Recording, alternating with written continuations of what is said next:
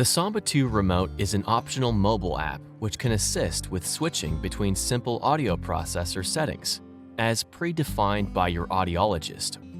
To set up the SAMBA2 remote app, first download the app from your app store. Click on the menu button at the bottom of the main screen. Select Setup from the list. There are two types of setup. To set it up manually, select Manual Setup and follow the instructions on the screen. If you have a setup QR code from your hearing care professional, select Scan QR Code. Scan the QR code with your phone. Once you have successfully scanned the QR code, you are asked to switch your audio processor off and on to enable pairing mode. Place the audio processor back on your head and select Start Setup. You should hear a confirmation sound. If you hear the sound, select Yes.